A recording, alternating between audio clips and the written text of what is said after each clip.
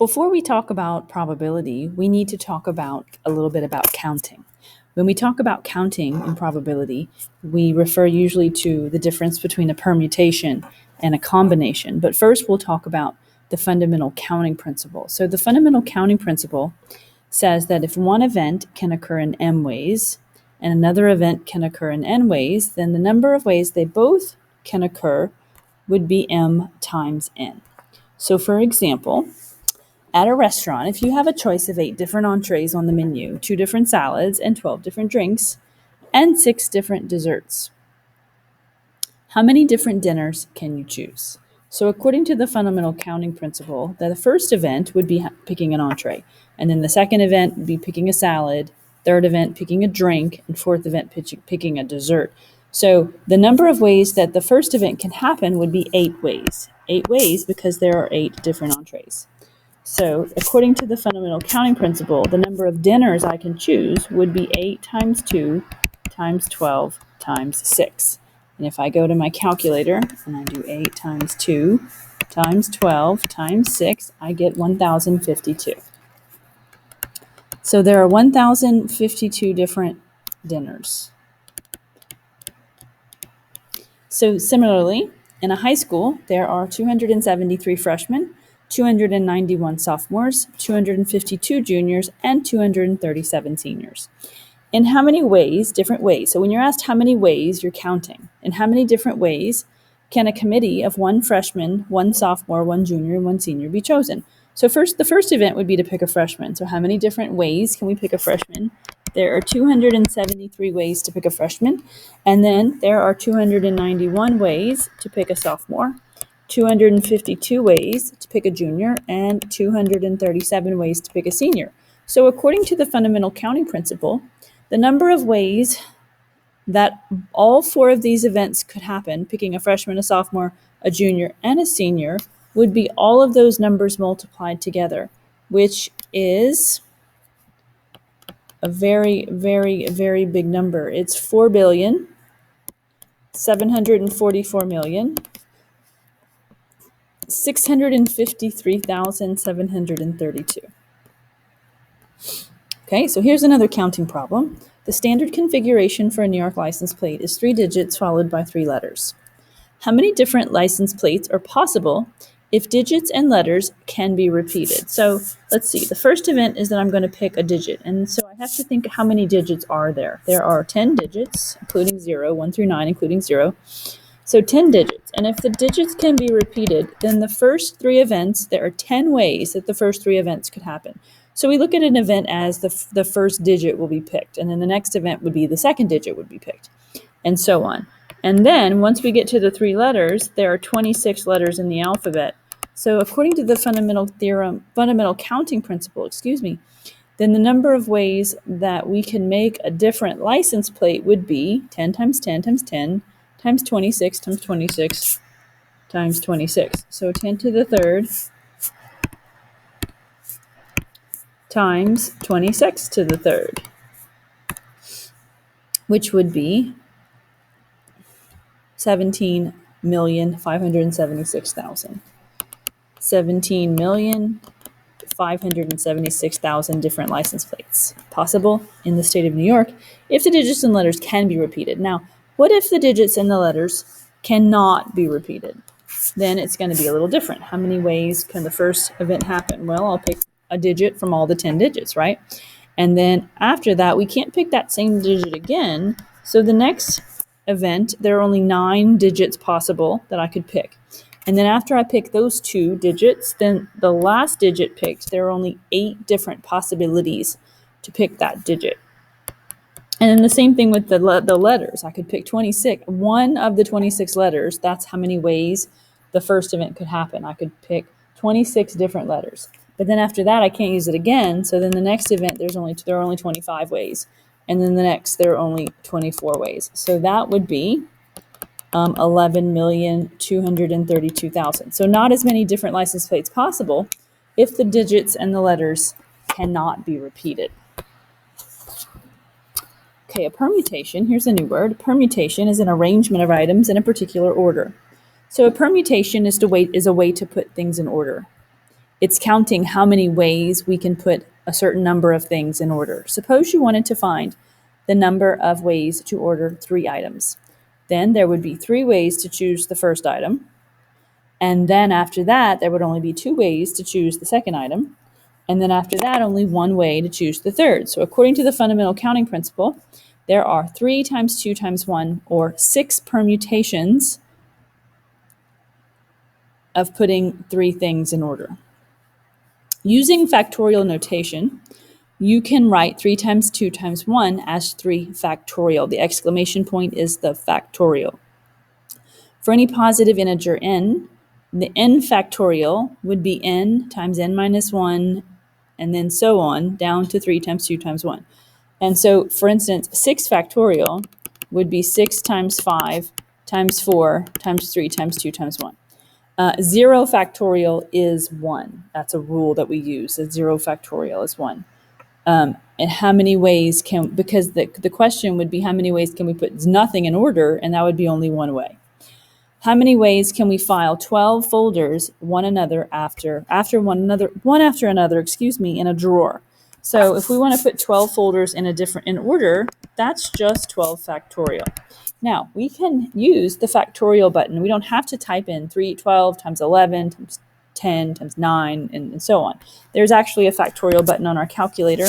So I'm going to punch in 12, and then the factorial button is under the math, and then we arrow to the probability column, and it's number 4. So one more time, we go to math, and we arrow over to the 4th column, the probability column, and it's number 4. We can see the exclamation point. That stands for factorial. 4. So 12 factorial is a very big number. So it is 479,001,600. Make sure I got that right. Yep. Okay. And then same thing here. How many ways can we arrange 8 shirts on hangers in a closet? So I want to have 8 shirts in my closet, and I want to know how many different orders or how many different arrangements can I make with those 8 shirts. It's simply going to be 8 factorial. So I'm going to go to my calculator, and I'm going to punch in 8, and then I'm going to go to math, and I'm going to go to the probability column and press number 4 for 8 factorial, and it is 40,320 different arrangements of my shirts. Nice. Okay. All right, so here is the number of permutations of n items of a set arranged r items at a time. So the notation we use looks like this. It's a permutation of n choosing r. That's how we say it. It's a permutation of n choosing r, where n is the number of items that we're putting in order, the number of items total, and r is the number of items that we're putting in order from that bigger group of n items. So the definition of a permutation of n choosing r would be n factorial divided by n minus r factorial. So permutation of 10 choosing 4 is 10 factorial divided by 10 minus 4 factorial, which is 10 factorial divided by 6 factorial. But the good news is your calculator has a button for a permutation also. So let's look and see where that is. So we go back to math and go to the probability column, and it's number 2. Number 2 is a permutation of n choosing r. So let's say I want to put all 8 of my shirts in order. Then I want a permutation of 8 choosing 8. That's what we say, a permutation of 8 choosing 8, where I'm selecting 8 things to put in order from a bigger group of 8. And I get the same number as 8 factorial.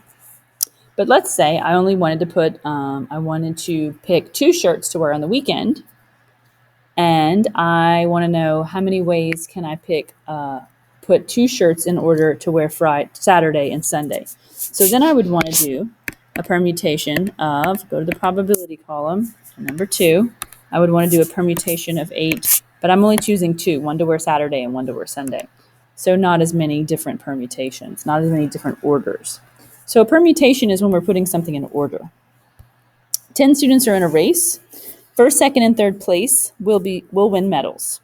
So there's 10 students in the race, but only first, second, and third will win the medals. How many different ways can 10 runners finish first, second, and third?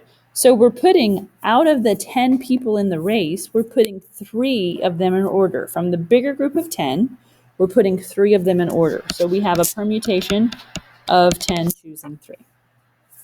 So I'm going to go to my calculator, and I'm going to do math, go over to probability number 2, and I've got 10 people in the race, and I'm putting 3 of them in order, 720 different ways that we could have a first, second, and third place finish. 720 ways. Okay, and then the last thing we want to talk about is a combination, the difference between a permutation and a combination. So if we look at the example, suppose in the last example, so the 10 runners in the race, the first 3 runners advance to the championship race. So everybody who's either first, second, or third gets to advance. So in that case, the order in which the first 3 runners cross the finish line doesn't matter. So whether you finish first, second, or third, you're still moving on. So in that case, we have what's called a combination, a selection in which order doesn't matter.